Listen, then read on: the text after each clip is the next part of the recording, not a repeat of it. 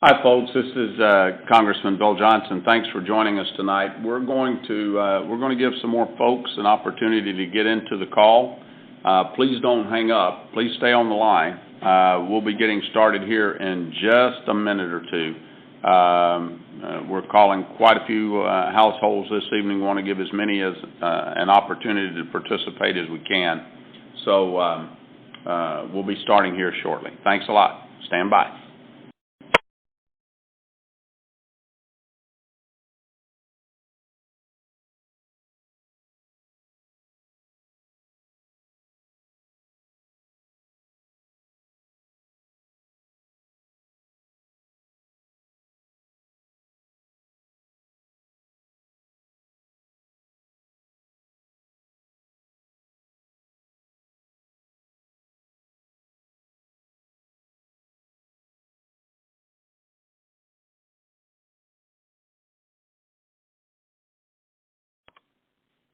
Well, good evening, everybody, and thanks so much for joining us tonight. This is Congressman Bill Johnson, and it's really truly an honor to have you with us this evening, and I'm humbled to be your voice here in the U.S. House of Representatives. Tonight, we're going to be conducting a live toll-free town hall meeting right here over the telephone to discuss what I'm doing to protect coal jobs here in eastern and southeastern Ohio, as well as protecting the current oil and natural gas boom that's occurring right below our feet here in our region. But before we get started, let me tell you a little bit about how this works, especially if this is your first time participating in one of these calls. I'm going to be on the call live for the entire duration of the call. It's not recorded. There's no one speaking for me. I'm going to be answering your questions when we get to that point. You're going to be able to ask me any question you like by simply pressing 0 on your keypad. And what's going to happen, you'll be directed to our question queue. Once you state your question, you'll come right back into the call. You will not be disconnected. And as we go along in the call, I'm going to be asking you a series of questions as well, partly to get feedback from you, but also to kind of stimulate our conversation a little bit and give you an opportunity to talk about some things that I'm hearing from some of you as I go around the district. These telephone town halls in a district our size, it runs from just outside of Youngstown, excuse me, all the way down the Ohio River to about an hour outside of Cincinnati. So essentially an hour and a half outside of Cleveland to an hour outside of Cincinnati.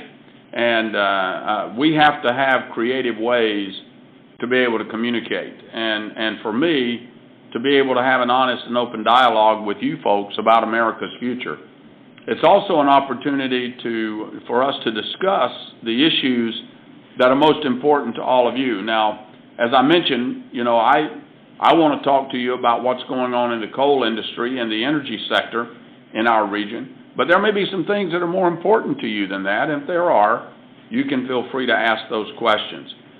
I want you to know that I'm working tirelessly on your behalf to make our federal government in Washington more effective, more efficient, and ultimately more accountable to you, the American people. Because after all, folks, I work for you. It's not the other way around. You don't work for me. I work for you. And it's you that should be deciding the path that we take and the decisions that we make, not a bunch of unelected bureaucrats in Washington, D.C. And that's why our ability to communicate is so very important. We're going to talk about the coal industry, and we're going to talk about my legislative efforts aimed at providing a true all-of-the-above national energy policy that places us on a path toward energy independence, because under our current administration, under President Obama and Senate Majority Leader Harry Reid, we simply don't have a national energy policy. And I've been trying to make sure that we have one since I became your voice here in January of 2011. I think that if we choose energy independence, we're going to open up a new horizon of American exceptionalism that we haven't seen in decades. More innovation, new goods and services, more jobs, particularly manufacturing jobs, and more individual freedom and choices for all of our hardworking people of eastern and southeastern Ohio. Before we get started, let me remind you, if you would like to ask a question, all you got to do is press 0 to get into the question queue, and you can do that anytime starting now. And you can also get in touch with me a couple of other ways. If you want to call me directly, you can call our toll-free number at 1-855-376-0868. If you'd like to send me an email, you can do that by emailing me at www.billjohnson.house.gov. And if you've got a story or an experience that you'd like to share with us regarding the VA or a health care issue, go out to this website. It's www.gop.gov/yourstory and share that story. And by the way, you can follow me on Facebook too at www.facebook.com/RepBillJohnson, or you can follow me on Twitter at RepBillJohnson. Hey, let me ask you my first question to kind of get you thinking a little bit, and then we'll get our question session going here, and you can tell me what you think. So here's my first question to you folks, and you just respond by pressing a digit on your keypad. Do you think that the Senate should consider my legislation that's already passed the House of Representatives? It's called the Preventing Government Waste and Protecting Coal Mining Jobs in America Act. And that would prevent a harmful Obama administration regulation from going into effect that would effectively shut down most of America's underground coal mines. Press 1 for yes, press 2 for no. Again, do you think the Senate should consider my legislation called the Preventing Government Waste and Protecting Coal Mining Jobs in America Act that would prevent the administration from issuing a regulation that would effectively shut down most of America's underground coal mines? Press 1 for yes, press 2 for no. I sure would appreciate your feedback. All right. We can discuss any topic here that you guys want to discuss. So far, we don't have anyone in our question queue. I gotta believe that you guys have got some questions. So please press 0 and get into the question queue. We can talk about immigration. We can talk about the Second Amendment and gun rights. We can talk about the Affordable Care Act. We can talk about jobs and the economy and the key topics that I was mentioning tonight about coal and oil and gas. And we can talk about anything that you want to. So fire away. And while we're waiting for somebody to pop into the question queue, again, let me ask you my question. I've got a piece of legislation called the Preventing Government Waste and Protecting Coal Mining Jobs in America Act. It's already passed the House of Representatives. It's designed to prevent the administration from issuing a regulation that would essentially shut down most of America's underground coal mines. Do you think that the Senate should consider my legislation so that the government does not shut down underground coal mines? Press 1 for yes, press 2 for no. And looks like we've got a question in the queue. Betty from down in Irondale. How are you doing, Betty? I'm doing well. And you, sir? I'm doing well. Thank you very much. You're doing a great job. I'm proud of you. Well, thank you so much. I appreciate that. What's on your mind this evening? I am very much concerned about the children that are coming up through Mexico from Central America and what's going on down at the border right now. And I'm just wondering if you can fill me in on anything, or do you know what we can do? It just seems like that it's a problem that I want to help, but how can we settle this? What can we do about this? Well, let me tell you where I'm at on this issue. It starts with enforcing our current immigration laws that are on the books.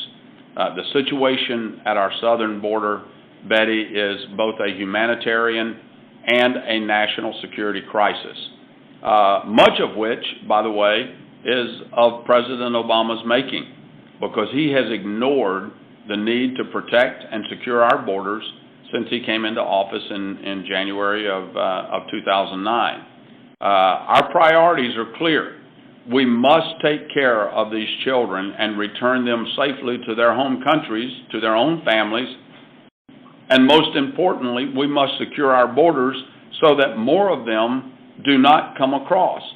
And we've got to secure the borders, really secure the borders, and I'm talking about with teeth in it, so that the federal government can't come along and then prevent border states like Texas and New Mexico and Arizona and California from actually protecting the borders with Mexico that border the southern parts of their states. Because anything that we were to do regarding immigration reform would be futile if we don't secure our borders first.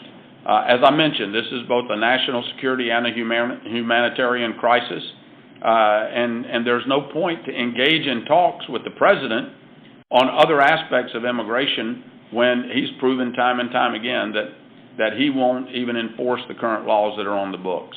It's a very serious situation. We have no idea who these children are.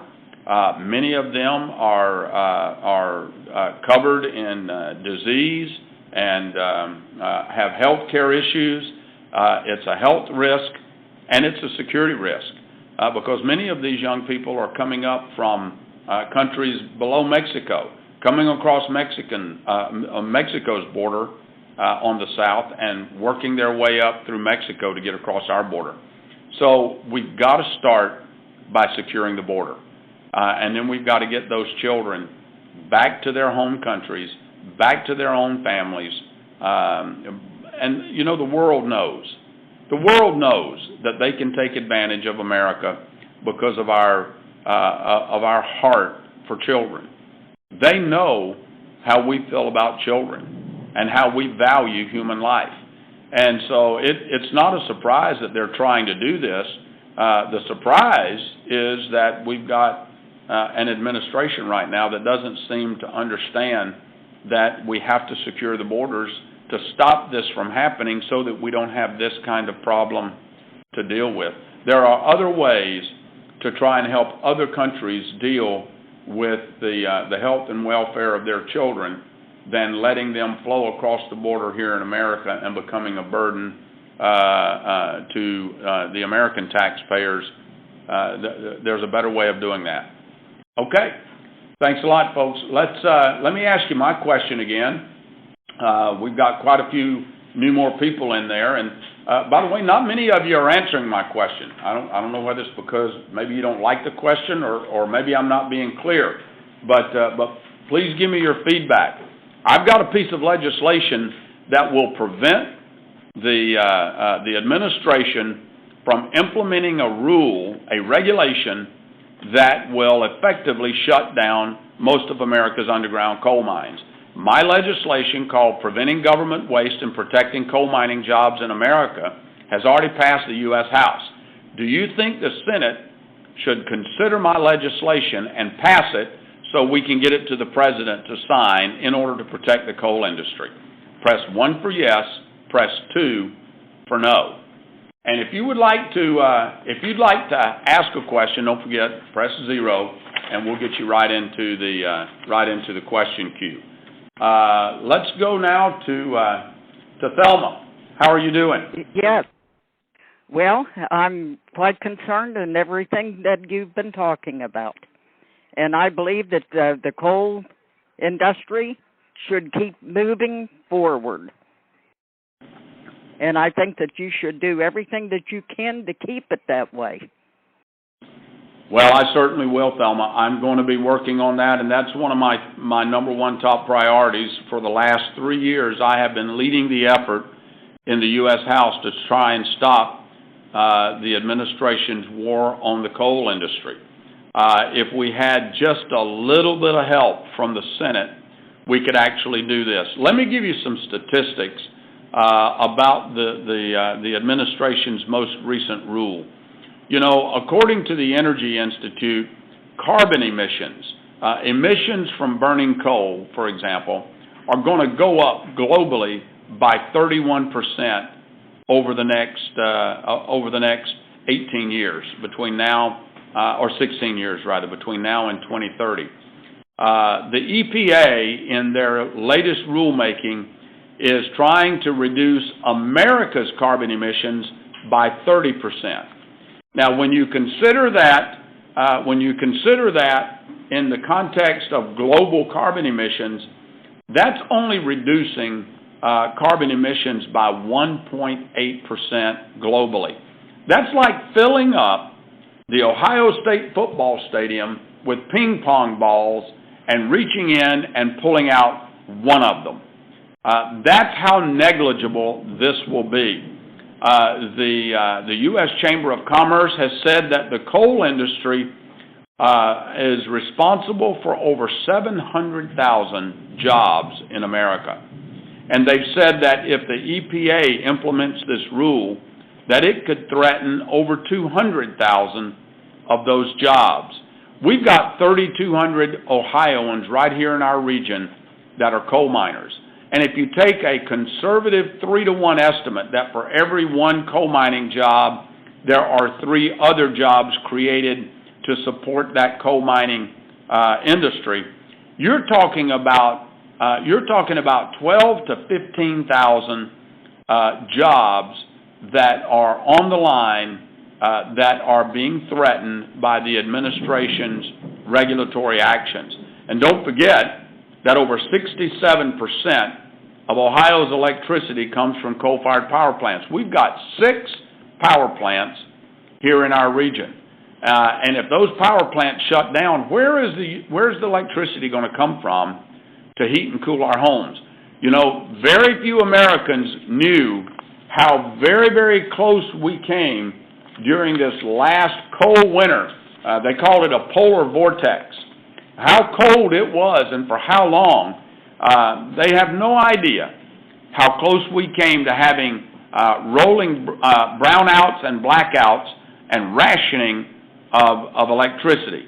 I mean, we have never lived in that kind of a situation here in America where we're told by the utility company, okay, you can only have electricity from 10 o'clock to 3 o'clock today, and then we're going to have to shut it off and give some other people electricity for a little while. But that's where we're heading if the President and his EPA continues with their shutdown of the coal industry. Hey, folks, press 0 if you'd like to ask a question, and we'll get you right into the question queue. We sure appreciate your feedback. Let me give you the feedback that you've given me so far on the issue of the legislation that would stop the administration from essentially shutting down underground coal mines in America. Over 90% of you said you're in favor of the Senate considering that legislation, and I appreciate that. I really would like for them to do that as well.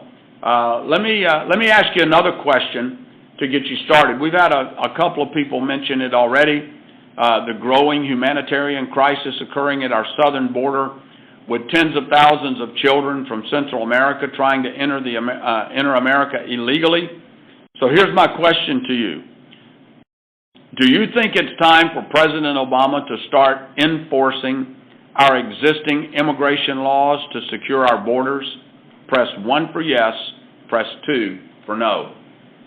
Do you think it's time for President Obama to start enforcing our existing immigration laws to secure our borders? Press 1 for yes, press 2 for no. I appreciate your feedback. Let's go to our next caller, Don. How you doing, Don? Don, are you with us? Yes. Can you hear us? Yes. Don, we're having trouble hearing you, so speak clearly and loudly, please. Well, my whole question was about the coal industry is, how can it be any worse than the nuclear You know, I was born and raised in Pennsylvania, and the only jobs they had was coal mining jobs or farming. That was your two choices, or lumber, and if he's up in the mountains. But it's, to me, it's like, it's what's available. Everybody uses what's available to them, and I just believe that they kept building scrubbers and cleaning agents for the coal, that they got the coal, to my opinion, was safer than the nuclear. I don't understand the push for anything other than coal. Yeah, I agree with you. I agree with you wholeheartedly. You know, coal has provided the energy for America's innovative engine for generation, and we've got enough coal in our country to fuel our energy needs for generations yet to come. And right now what we're having to do is we're having to export that coal and sell it to other countries like China and India who are using it to fuel their manufacturing operations with affordable, reliable energy, which is what we should be doing. But you know, really, it really boils down to having a really, truly, all of the above energy policy. And we don't have in the federal government right now today an overall energy policy that says, look, we're going to continue to mine the coal that we've got. And because we're going to do that, we're going to learn how to use it environmentally responsibly. And we can do that. We would have done it a long time ago if the federal government had not started stepping on the necks of the coal industry and taking money from them through regulations and taxes instead of letting them do the research and development they need to make their operations cleaner and more environmentally sound. So, yeah, we're going to continue to burn coal. Number two, we're going to harvest the vast resources of oil and natural gas that we have so that we can lower the price of gas at the pumps for all Americans, so we can make it cheaper for all Americans to heat and cool their homes and cook their meals. And also we're going to expand our nuclear footprint. You know, nuclear is a clean form of energy, the cleanest on the planet. It's expensive, but we're the ones that brought that to the world. And there have been advances in nuclear technology with many nuclear reactors. I'm talking about M-I-N-I, not M-A-N-Y, many, as in small, nuclear reactors that are a lot less costly and a lot less expensive than the ones that we started building years and years ago. So we've got coal, we've got oil and gas, we've got nuclear. And look, we might even have advances in other alternative forms of energy like wind and solar and biofuels and hydro energy power. And they can't meet our heavy lifting energy needs today, but they have a place in our energy profile. And who knows what we might discover tomorrow about harvesting and harnessing those forms of energy. The key is, let's get after it. Let's go after energy independence and security using our resources, using good old American ingenuity and know-how, and get out of the business of having to buy our energy from places like OPEC and the Middle East, where every time somebody burps over there, we have a problem, and it causes the price of gas to go up at the pumps for our people. So that's where I stand on the issue of an all-of-the-above energy policy. I hope that made sense. Hey, let me ask you my question again, folks. Do you think it's time for President Obama to start enforcing our existing immigration laws? Press 1 for yes, press 2 for no. Do you think it's time for President Obama to start enforcing our existing immigration laws in order to secure our borders? Press 1 for yes, press 2 for no. I appreciate your feedback. And if you want to ask a question, press 0. That'll put you into the question queue, and we'll get right to you. Hi, Kelly. How are you doing? Good. How are you, Congressman Johnson? I'm doing very well, thanks. I was calling to urge your support of H.R. 2504. In case you're not aware, that's a bill that would change the Medicare law to allow nurse practitioners to prescribe home health care. I am a home health nurse.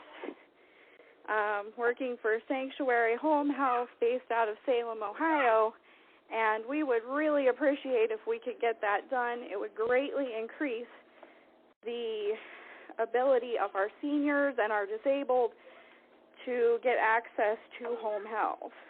Well, Kelly, I hope I'm going to make your day when I tell you that I'm already a co-sponsor of H.R. 2504. It's called the Home Health Care Planning Improvement Act of 2013. And just so everybody on the call knows what that will do, it will allow physician's assistants, nurse practitioners, clinical nurse specialists, and certified nurse midwives to order home health services for Medicare beneficiaries.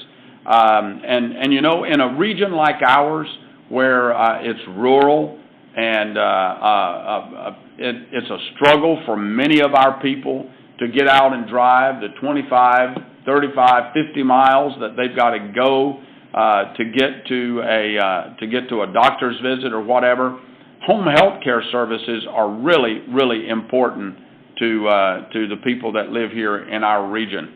And I am very much in favor of opening the doors to these nurse and physician assistant practitioners so that they can help us meet that need. Thanks for bringing that up, Kelly. Excellent question. I appreciate that.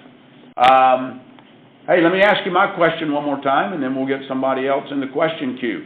First of all, if you'd like to ask a question, folks, press 0, and that'll get you into the question queue. I'm surprised I haven't had a gun rights question tonight. There's got to be somebody out there that's concerned about the Second Amendment. I am a concealed weapons carrier myself, and so is my wife. You know, she shoots a pretty close pattern with a pistol, and so I'm really careful what I say to her about the quality of supper, if you understand what I mean. So, hey, give me a call and press 0, and we'll get you into the question queue. Let's go to our next caller. How you doing, Jim? Doing good. What's on your mind, Jim?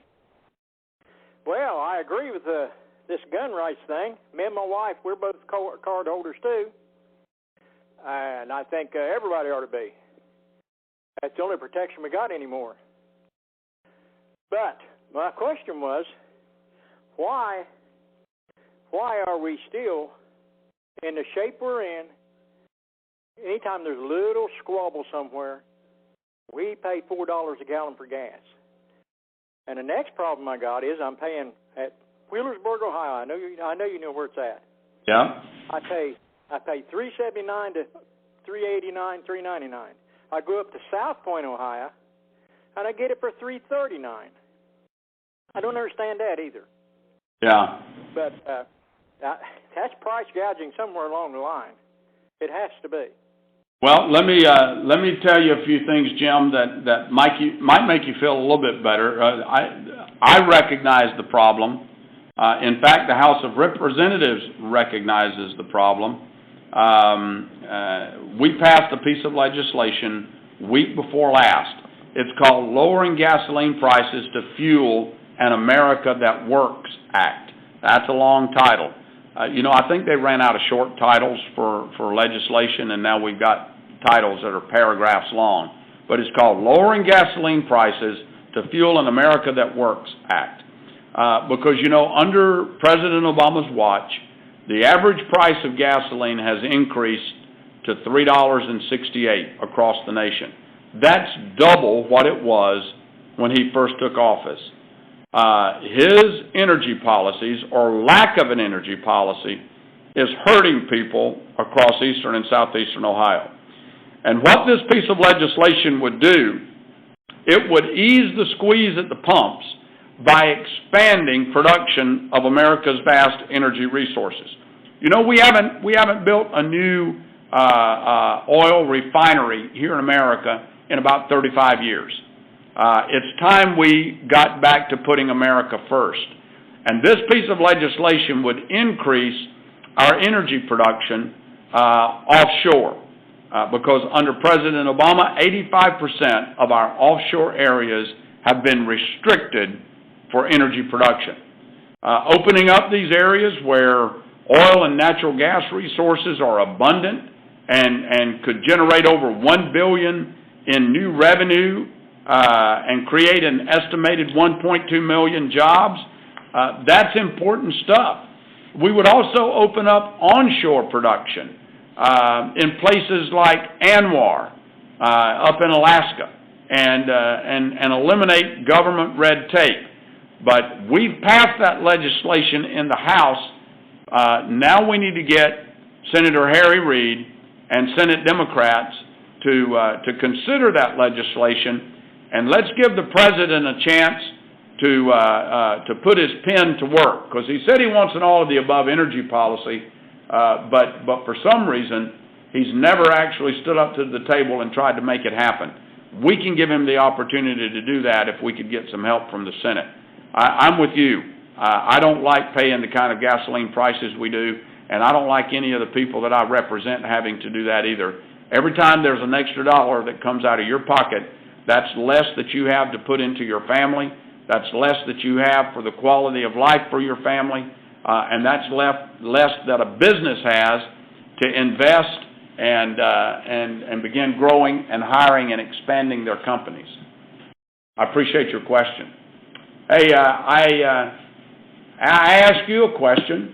I said, do you think it's time for President Obama to start enforcing our existing immigration laws in order to secure our borders? And over 95% of you said yes. I appreciate that. I agree with you. I'm going to ask you another question, and we'll just let this question percolate out there through the remainder of the call. I'm really interested in how you find these telephone town halls. Do you find these telephone town halls beneficial? Press 1 for yes, press 2 for no. I'd really like your feedback. Do you find these telephone town halls beneficial? Press 1 for yes, press 2 for no. I'd appreciate your feedback. If you want to ask a question, folks, press 0. It'll put you in the question queue, and then we'll get you right back into the call once you state your question. Let's go to Linda. How are you doing, Linda? Yes, hi. How are you? I'm doing very well, thanks. Okay. Tell your mom I said hi, even though I will. Okay. I just want to talk about the coal. You know, coal goes way back, right, to our great-grandparents. That's how they heated their homes. And it was cheap, right? So if Obama decides to keep harvesting the coal, I think what he will do, the price of coal will go up. Our electric goes up, I swear, every day. You know, what's going to happen? What other power source can we go back on if coal is too expensive for people and power is too expensive? Yeah, you know, it's hard to say what's going to happen on the world market Linda, if the president actually gives up on the harvesting of coal, and if he lets his administration try to complete the shutdown of the coal industry, it's hard to say what will happen on the world market because our coal operators, they've got families to feed, they've got jobs to protect as well, and so they're going to keep harvesting, and it's going to be exported, and other countries are probably going to use it. And I want to point out that coal is actually the most reliable and affordable form of energy that we have. That's why we have used it for as long as we have. And we've got horror stories right now, Linda, of people in our region, businesses that have had to shutter their businesses, close up operations because they cannot keep pace with the skyrocketing energy costs. And that is just not right. And coal provides the most affordable, heavy lifting energy that we've got. So I agree with you. It's a fight that we've got to stay engaged in. And I can assure you that I'm going to stay in it, but I'm not the only one that's in it. I mean, you've got other members of Congress, both here in the House of Representatives as well as in the Senate. Senator Rob Portman, for example, is a big supporter of the coal industry. And we're going to continue to fight to make sure that we can come through this. President Obama is going to make it very difficult. He's going to be in office for another 2 years, and so we've got a lot of hard work to do to keep it at bay. But I think we can do it. I appreciate you bringing it up. It's a serious problem in my view. Hey, again, folks, let me ask you the question. Do you find these telephone town halls beneficial? Give me your honest assessment. Press 1 for yes, press 2 for no. If you find these telephone town halls beneficial, press 1 for yes, press 2 for no. I'd really appreciate your feedback. Let's go to Bill. How you doing, Bill? Okay, I agree with everything you've had to say on the coal and the other questions and the gun control thing. I too am a card carrier.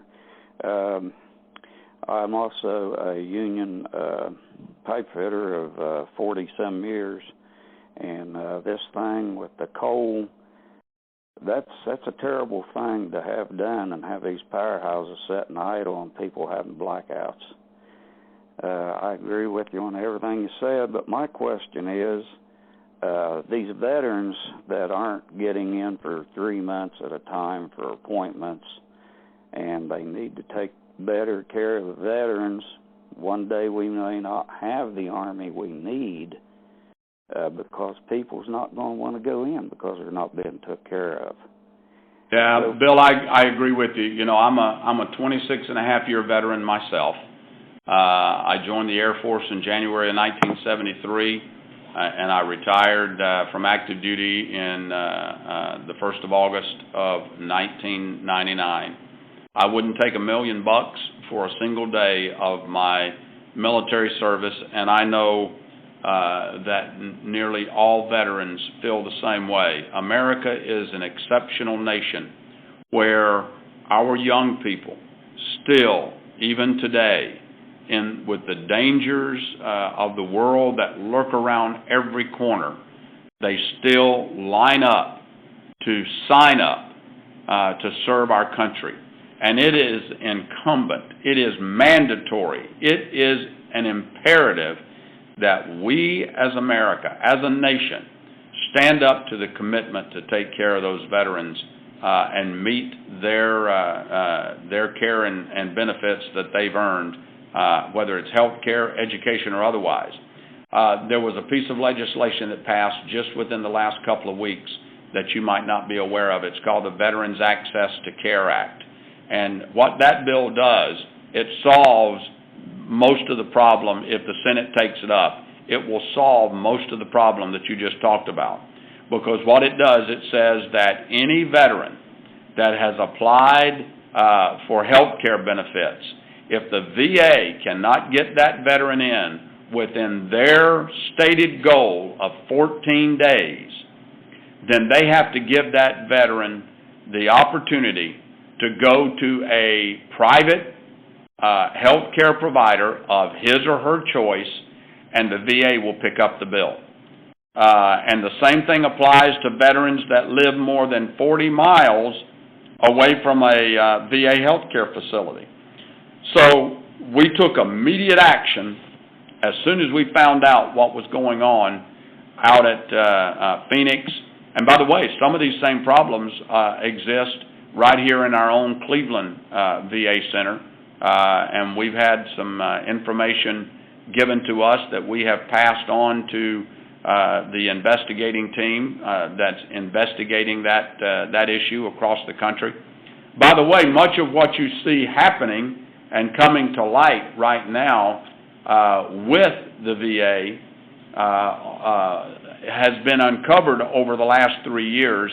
I chaired the House of Representatives subcommittee on oversight and investigations for the Veterans Affairs Committee for the first 2 years that I was your voice here in Washington, D.C. And many of the things that you see on television today began to be uncovered through the work of my investigation team when I was that subcommittee chairman. So I am glad to see that we are finally having a national conversation about how important it is that we take care of our nation's heroes. So I'm with you. I stand with you. Thank you for bringing that up. And for all of you veterans on the call tonight, God bless each and every one of you for your service. Thank you for what you do. When I am out and about in the district, and I am there a lot, if you see me, please come up to me and introduce yourself. I'd be honored to shake your hand. Thank you for what you do. Let's go to our next caller, and we'll talk to, let's see, Ray. How you doing, Ray? Hey, I got a story to tell you about Bellsville, but you go ahead. Ask me your question first, and then I'll tell you my story. I heard it just the other day. Okay, that's fine. I work at Century Mine. You've been there multiple times. We appreciate your help, but EPA put me out of work in the 80s, and they're looking to do it again. How are we going to answer this and put them back out of business? Because they are no good to our industry or even the fracking industry, which we can use too. We need multiple resources for our energy. But my whole question is, what are we going to do about them? I hear you, Ray, and it's a good question. Let me tell you a couple of things that we're going to continue doing. First of all, we're going to continue our oversight and investigative work to expose the onerousness of the EPA's rulemaking process to the American people, and that's going to provide the basis for legal action on the part of companies all over the country. I can tell you that lawsuits have already been filed to challenge the EPA's rulemaking on the coal industry. And I can also tell you that what you've heard on television, keep in mind that the EPA works for the president, not for Congress. Neither I nor the Speaker of the House nor any other member of Congress, whether it's a senator or a congressman, no one can go tell the EPA what they can and cannot do. The EPA does what it does under the authority of the law. And until we can change the law to rein the EPA in and stop them from doing what they're doing, then they're going to continue trying to do these kinds of things. We have passed one piece of legislation out of the House twice. It's called the REINS Act. It's an acronym, R-E-I-N-S, and it stands for Regulations by the Executive in Need of Scrutiny. And what it says is that the EPA nor any other regulatory agency can issue a regulation that's going to hit America's economy more than $100 million a year. Now, $100 million sounds like a lot of money, and to you folks it is, and to me it is, a retired military guy.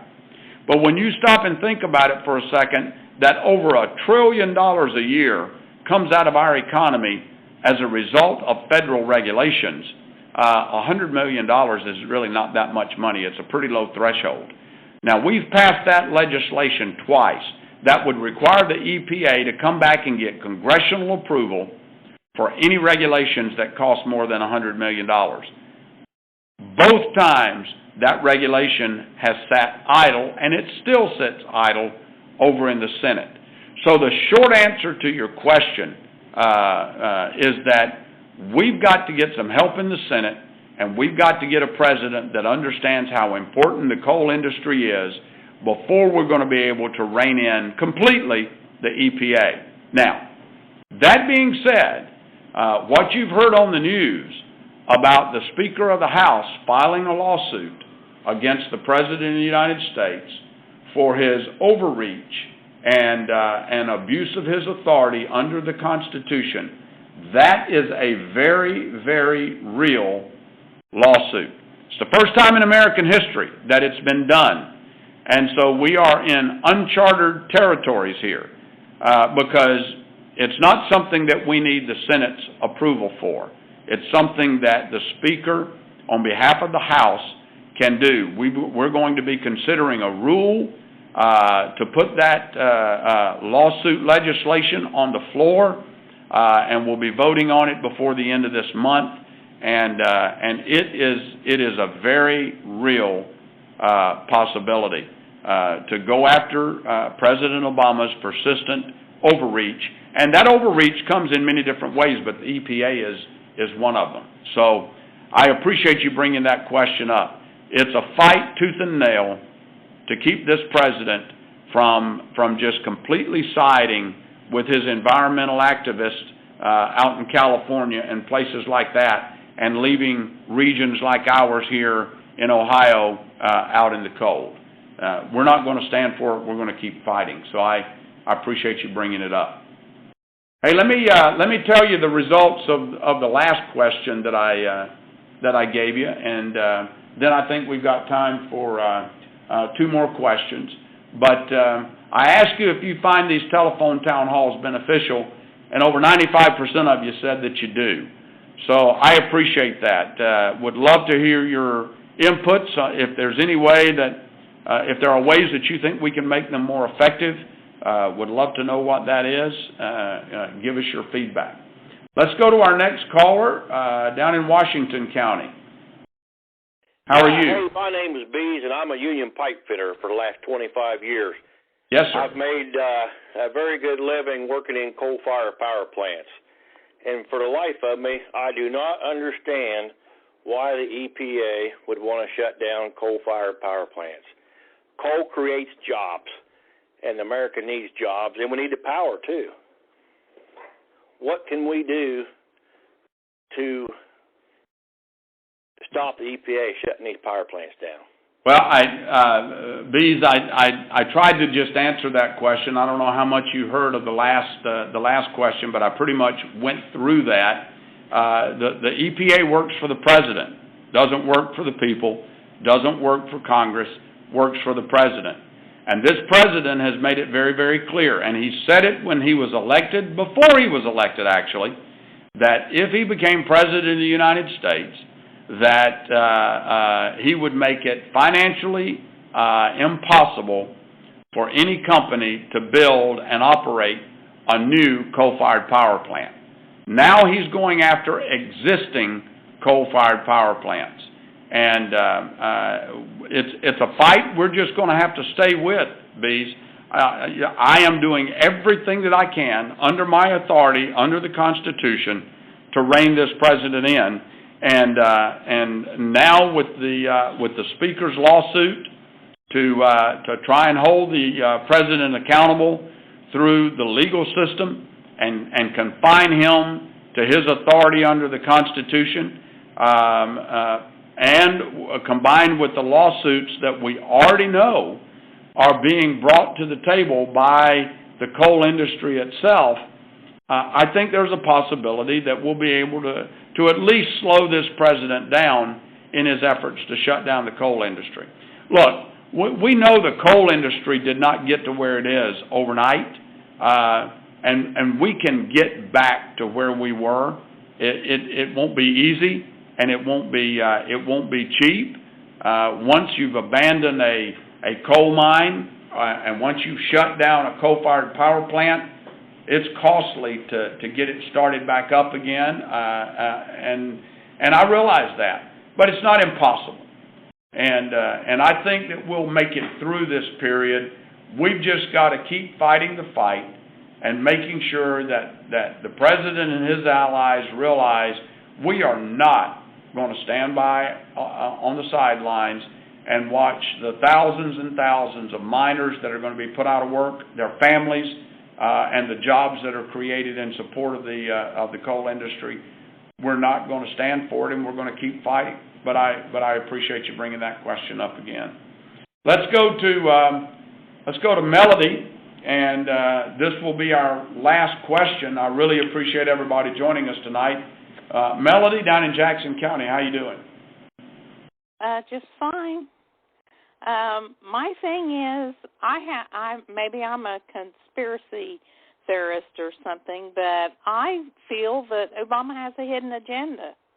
There's all these things going on with the IRS scandal, the VA scandal, our enormous debt that we'll never be able to pay back, trying to keep us from becoming energy independent, the immigration problem right now, and all the other little scandals that's going on.